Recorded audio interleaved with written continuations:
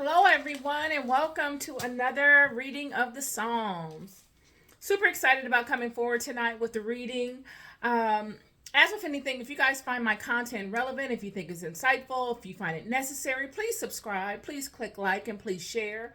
If you have the means to assist monetarily to the success of this page and the expansion of this content throughout social media, please, there's a donate button on my YouTube page where you will find uh, links to either GoFundMe account or a PayPal account where you can liberally extend your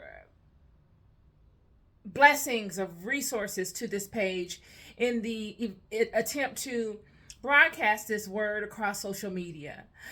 Um, it will only multiply blessings in your life, not because I'm so super special or anything like that, but because the intention of this content is to speak the truths of God to the children. So regardless to who comes to see this page for whatever reason, they are confounded and definitely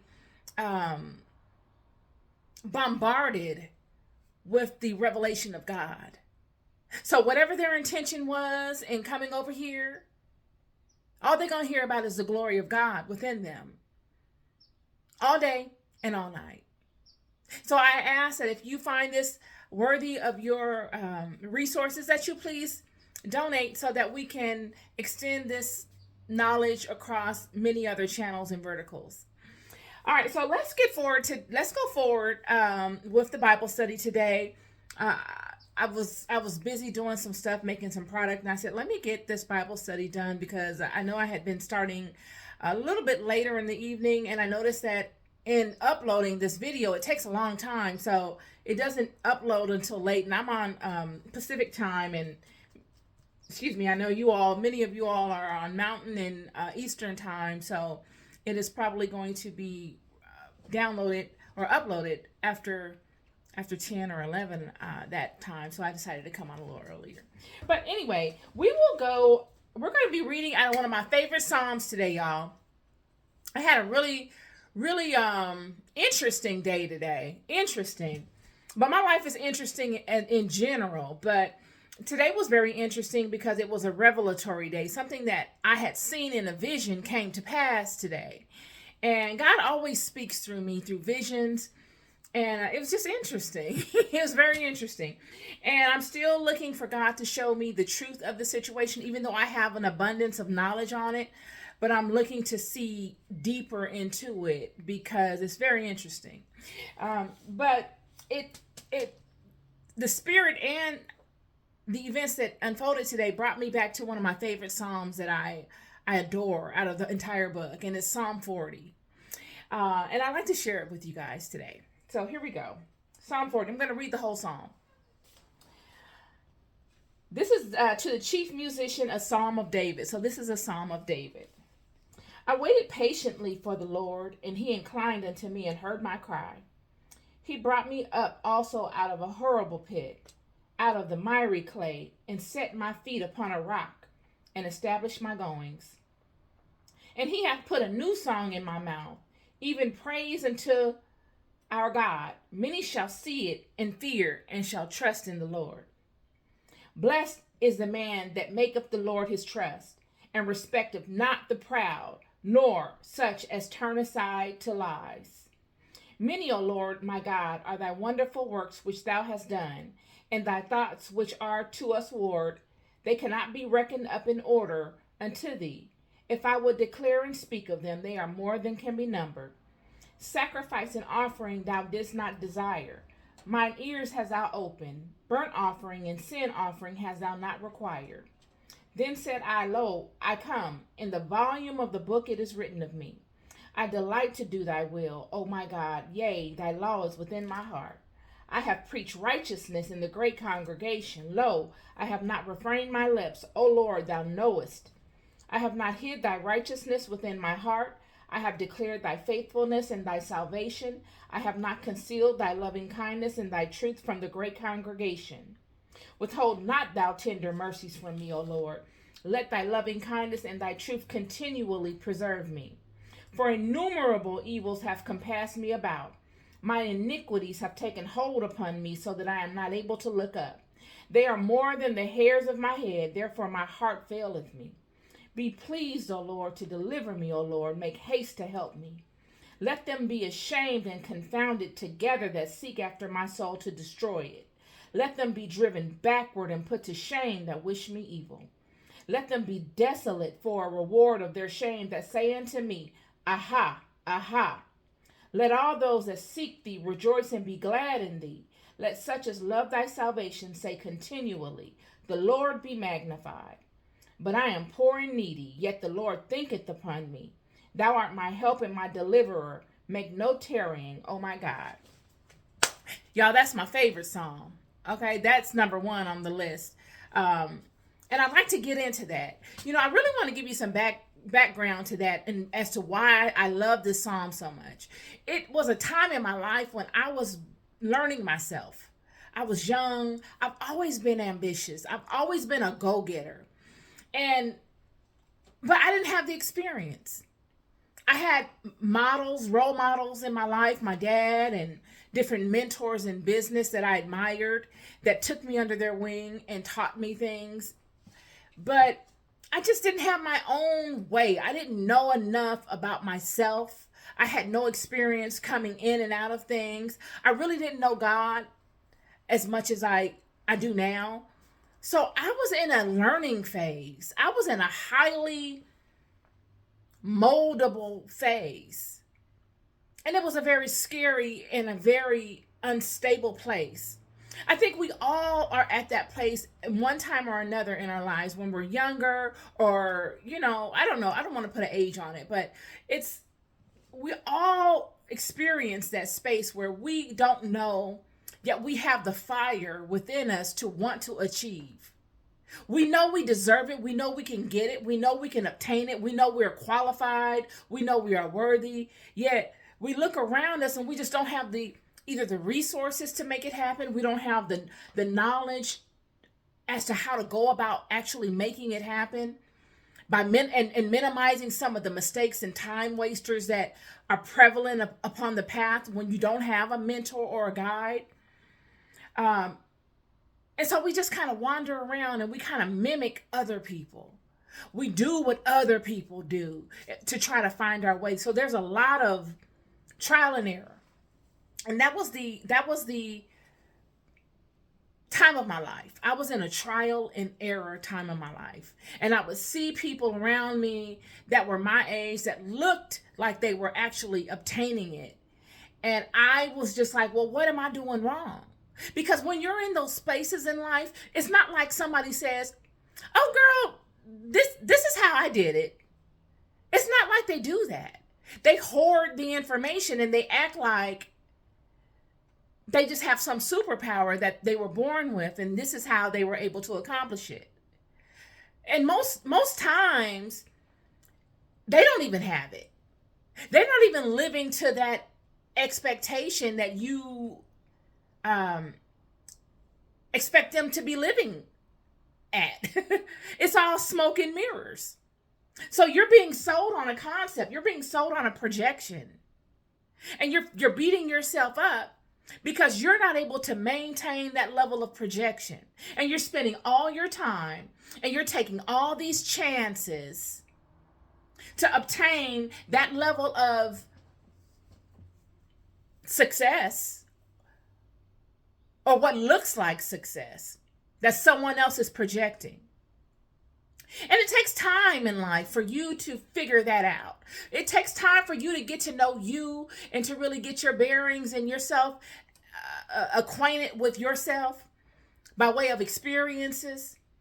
And then you say, I'm going to do it this way because this is what's working for me. And the people that I really either admire or respect, they seem to be doing it this way too. And I'm going to latch on. And you kind of roll that wave and you fine tune that.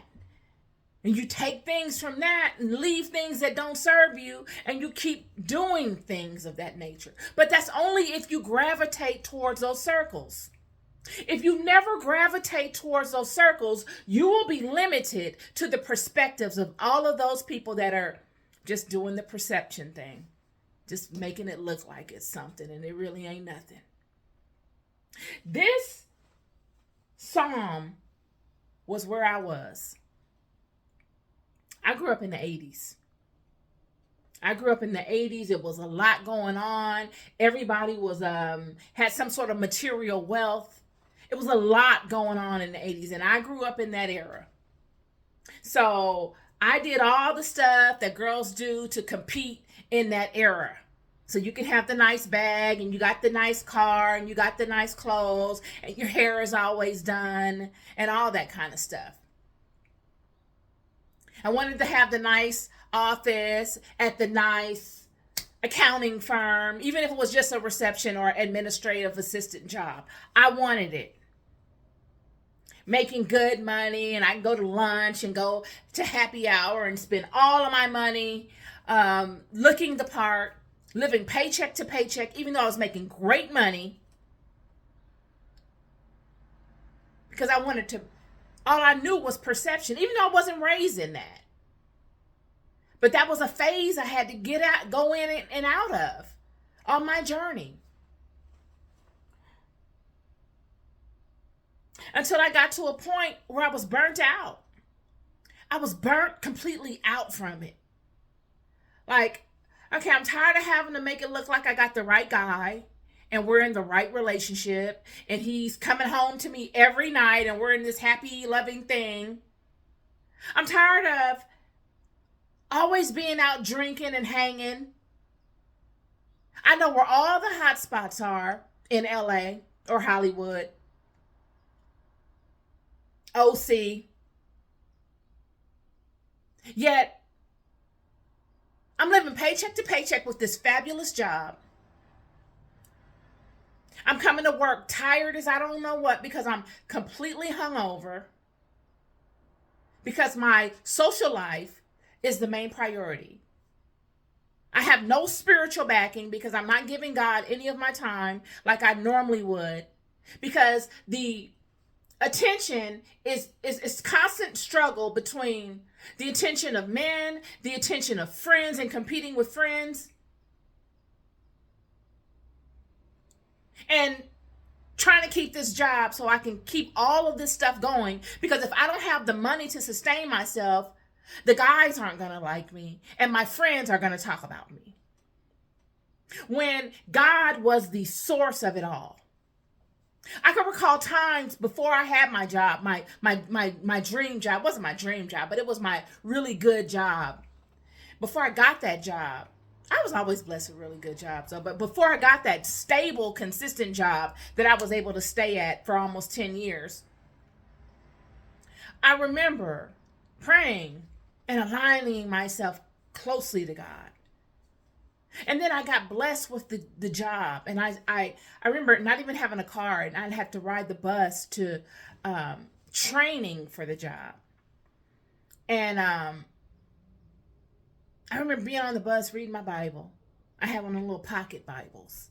And I would be so into my Bible that I would miss the bus stop. And I'd have to get back on another bus to go back the other way. I was so engulfed in the Word of God. It was like a covering over me. It was a magnet for goodness. Everything was blossoming. Everything was working to my benefit. Whatever I put my attention to was mine. And then I got out of training, and all of the friends started to come, and they wanted to hang out because now I got a job, and I got a car, and I got all the clothes, and I got a couple of dollars, and I can go hang. And I lessened my time with God, and I lessened my time with God, and I lessened my time with God until it just became obsolete. Then I had to start getting things subtracted. I had to start getting put on probation at the job because I wasn't coming in on time because I'm partying and I'm hanging and I'm doing all this kind of stuff. Or I'm taking leaves and I'm going on vacations while I'm on leave. And I'm getting in trouble. And then I start to focus on, okay, let me get back in alignment. See, isn't it always when things start getting shaky, you start to realize what really matters? You start to pick that Bible up. You make time then, don't you? When it's sunshiny, or when it's not even, when everything is normal, you're not even thinking about that Bible. You'll even start doing some other stuff for some quick money. You know, you might have a friend that is a spiritualist, and he or she'll be like, well, I'll do something for you. Okay, yeah, do that for me. You'll open yourself to those types of things. Whereas before, you were determined, you were completely in alignment, dedicated. But now times are good. Your feet are up. You have no discretion. You're careless. You don't know from where your source comes because you haven't had the experiences. It's not because you're a bad person. It's because God hasn't allowed you to come in and out of enough stuff, friend, for you to know the importance of it. See, to know the importance of your relationship with God, you have got to go through the highs and the lows. That's why the hills and valleys are so vital. Vital. I remember a time when I was in my wandering years and I went to go see a woman who was a spiritualist, and she told me point blank, you need to pick a path. You're all over the place. That's what she told me. She said, you need to choose a path. That same woman, when I went back to go see her the second time, because she was so phenomenal. This was a woman that did readings for people that were in like the mafia. She was renowned. She was well known. And when I went to go see her the second time, I found that she had transitioned. This was within a month. And I thought, wow. I thought back to that reading. And I thought, she told me I needed to pick a path. But it would take me years to figure out what that actually meant. It took hard things to come upon me to realize what that meant. And that is how God shows you who God is. It is through the hard stuff. It's through the fears. It's through the concerns. It's through the trials. Baby, it's through them tribulations. The trials, are one thing. But them tribulations, can I get a hallelujah? Them tribulations be the part. Because those tribulations, you'll start going through them and you will be courageous if you're grounded in the word. Even if you are aligned and you start going through them tribulations, you'll start going through them with the gusto and the might of David. But baby, when I tell you, you let them tribulations be extended.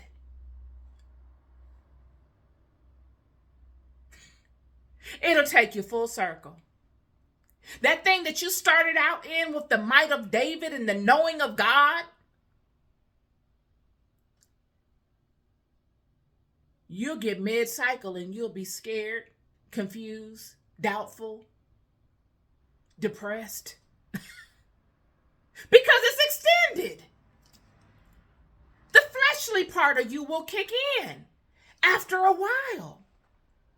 This is all the marvel and the majesty of God.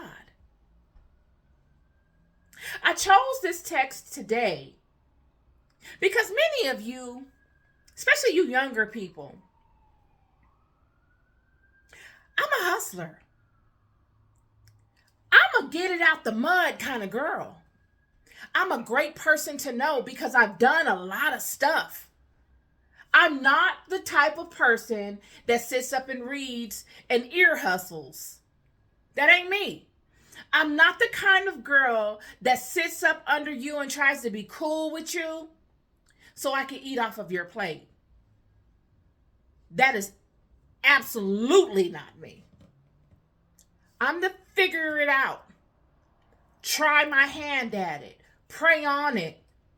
My anointing means something in my life kind of person. So I go through things, I build things from nothing. And in doing so, you gain a lot of knowledge on a number of things. Because, friend, there's no more gangster person in the world than a spiritual person. I'm not talking about no religion.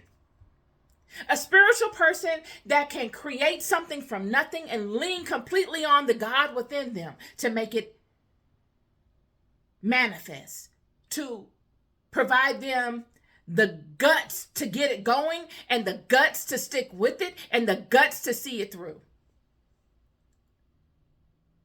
This is a knowing kind of person. This is a person that has gone through all kind of spiritual wars.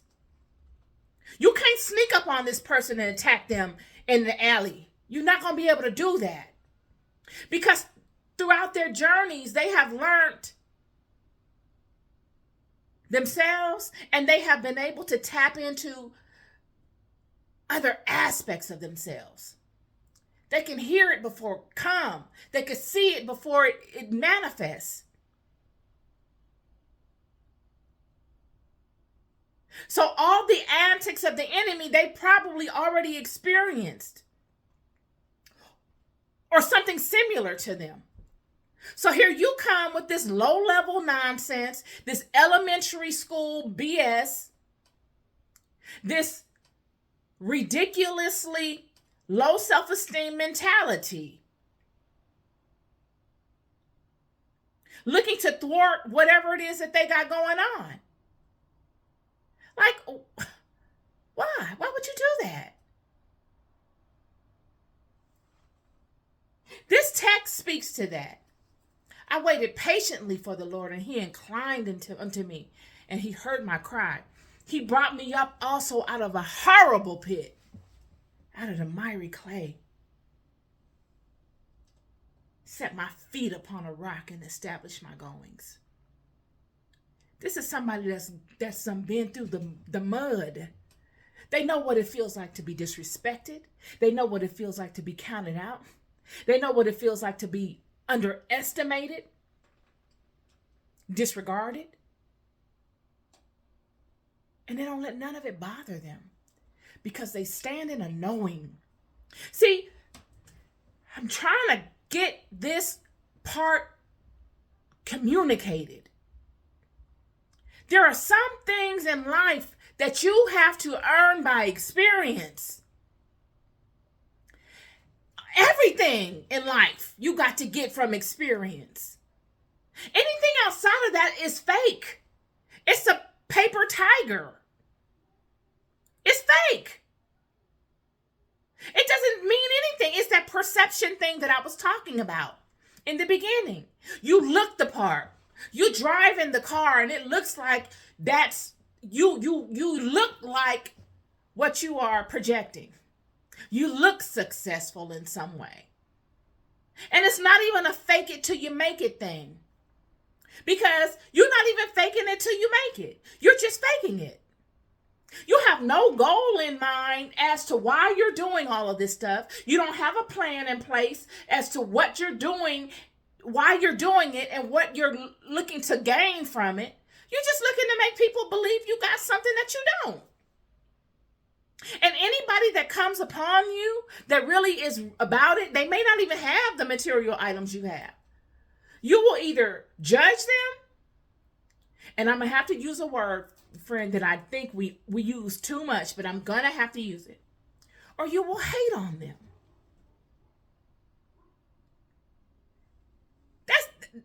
That's the majority of the time, that's what happens. Very seldom do you see people actually acknowledge and say, hey, I was seeing you did this or you did that, or I was wondering, how did you do that? You don't hardly see that anymore, do you? Most of the time, you get the sideways look, or you get the little naysayers, or you get the people that just hate on you.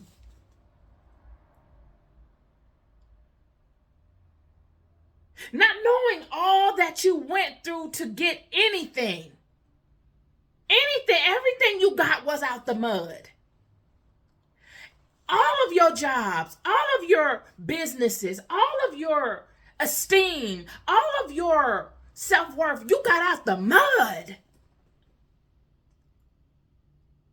Straight up. Either you was the little girl like myself that was in elementary school looking crazy, big, two front teeth look like gopher teeth, dark skin, big old hair that wasn't done right, skinny, bony, tall, lanky. I earned this confidence, baby. You got to really be somebody to come on me and hurt my feelings. Only way you'll hurt my feelings is if you tell me something that's truthful and I know it and I'm in a place where I feel like I am suffering and overcoming it. And that's a below the belt hit. Because eventually I'm going to overcome it. And if I'm suffering with overcoming it, it's because I've gone through something that I'm struggling with emotionally and spiritually. But that's about the best you're going to get from me. I've been so many places in this life and in so many roles. All I got is experiences to offer to people. This is what this text is saying. He brought me up also out of a horrible pit, out of the miry clay, out of the thick mud, and set my feet upon a rock. We already discussed what a rock was. He set my feet upon a rock on a solid foundation and established my goings. Hallelujah. And he hath put a new song in my mouth, and he hath put a new song in my mouth, even praise unto our God. Many shall see it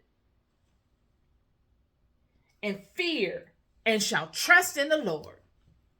When they see it in you, they're going to marvel and say, well, what the heck? Who is that?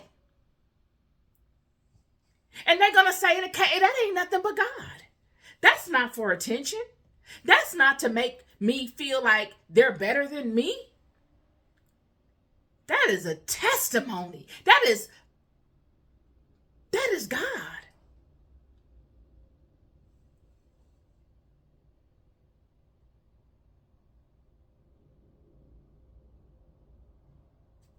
It's a beautiful thing. It's a beautiful thing. This life is not a lot of times, many of us take chances in this life, and the chances we take show how we love ourselves. You know what I'm saying? Like, it shows what you think about yourself. None of us, there is not one person living that's going to leave this world without taking a chance. It ain't nobody. Not one. You might find someone that has never fallen in love. You might find someone that has never had nobody tell them that they love them. You might have somebody that's gone through all that. But you will not ever get a person that has walked this life that ain't took a chance. The chances you take are determined by who you know yourself to be and who you know walk with you. If you out here robbing ice cream trucks, driving trucks with day cabs,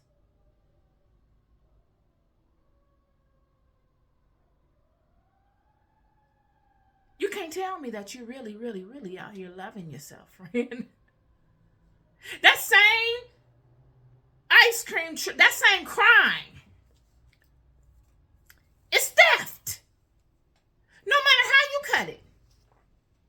Whatever money you get off that ice cream truck is only going to serve you for a limited amount of time.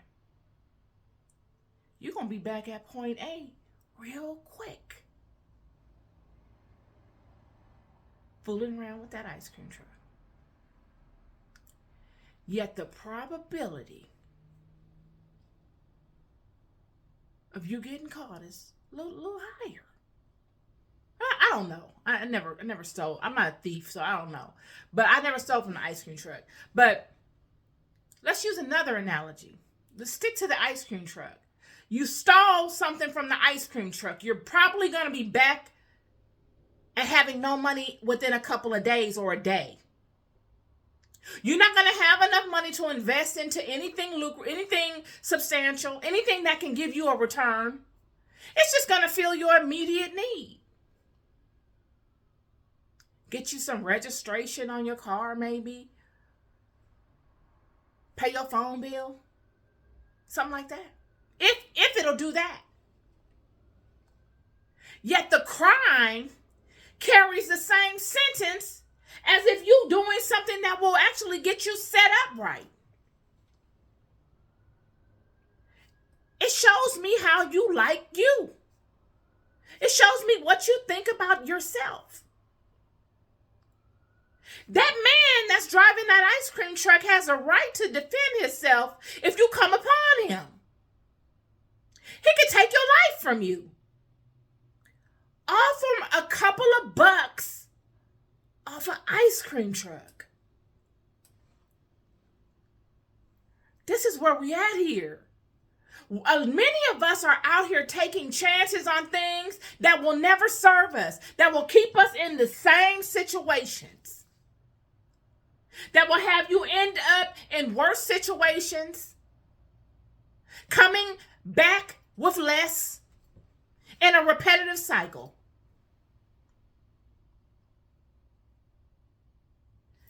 Then you go back to this book and you read this one more again.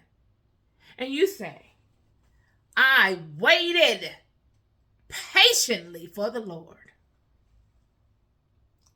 and he inclined unto me and heard my cry. He brought me up also out of a horrible pit, out of the miry clay, and set my feet upon a rock and established my goings. This is where it's at. This is where you get to when you get wisdom. This is where you get to when you get understanding. And in order to get them to, you have to ponder your life. You have to sit and be a man. You have to sit and be a woman and really look at yourself and decide, what do I deserve in this life? Who am I? How am I in relation to God? Instead of using God as a puppet to go inflict wickedness on people, when really you're not. You're using your own energy to do that, which is only going to get you further down in the pit. Because the wickedness you're looking to inflict on people will never affect the righteous. It will only work on unrighteous people. This is the part that nobody told you. So that energy you're sending forth to a righteous person will only bounce back to you. It only comes back to you. You will not see it manifest in a righteous person's life. Just FYI. Because we as a humanity feel like there's no order in the spirit realm. And that all of these other gods and spirits don't have a rank. You don't know the rank. You just out here willy-nilly in it. And you think people that go to church or people that are Muslim or people that are dedicated to whatever spiritual path they are dedicated to and that adhere to a righteous way of life, regardless to what spiritual path they're dedicated to. The path is the path. There are many paths that lead to the same source. It is the righteous nature of the individual that gets them what they need. The righteous nature of the individual is like a force field. You cannot be out here doing people dirty and have a righteous nature. You cannot have that type of covering. So all that low level stuff you out here doing is only harming you. Because if that person ever decided to send that back unto you, you'll be in some trouble. It's called karma. You got people out here that can speed up your karma, and you got folks that know how to slow it down. These are the things, all of this matters. But see, many of us don't look at it that deep. We look at it just at the surface level of, I want to get my needs met. Oh, she thinks she's all that. I'm going to do this and that to her. You're not going to do nothing to nobody. You're going to do something to yourself. And then you're going to sit down somewhere. And you're going to say, one day you're going to get to the point where you are going to say, because every knee will bow, you're going to kiss the ring. And you're going to say, I waited patiently for the Lord, and he inclined unto me and heard my cry. He brought me up also out of a horrible pit. Baby, you're going to testify. You're going to kiss that ring. Out of the miry clay, and set my feet upon a rock and establish my goings. You're going to be the main one in the congregation talking about hallelujah. You watch and see. I'm telling you, this is how testimonies are made.